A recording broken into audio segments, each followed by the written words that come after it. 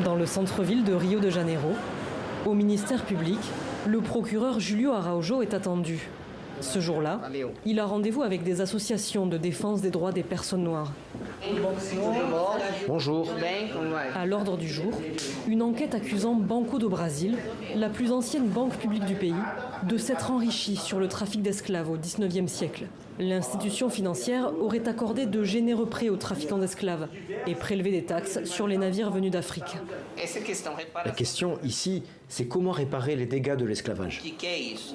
En plus d'une reconnaissance publique, ces associations réclament à la banque et à l'État brésilien des mesures concrètes pour améliorer la vie des personnes noires.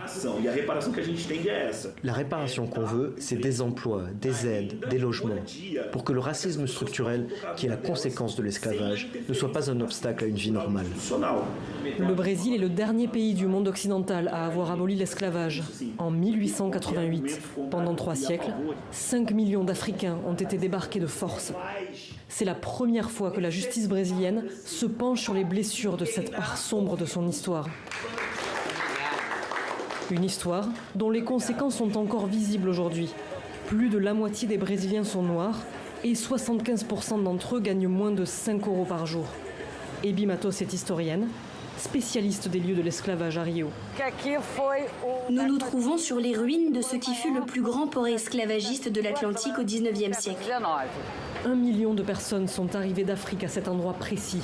Pour ne pas oublier, ce quai a été classé au patrimoine mondial de l'UNESCO. Avec 13 autres historiens, la chercheuse a dénoncé Banco do Brasil auprès de la justice. À travers cette enquête, nous espérons faire émerger une mémoire collective qui rende hommage aux victimes et qui répare dans le présent les inégalités raciales qui sont le fruit de ce crime contre l'humanité.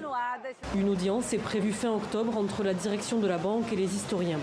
L'entreprise, qui a refusé notre demande d'interview, ne reconnaît pas explicitement ses liens avec la traite des esclaves.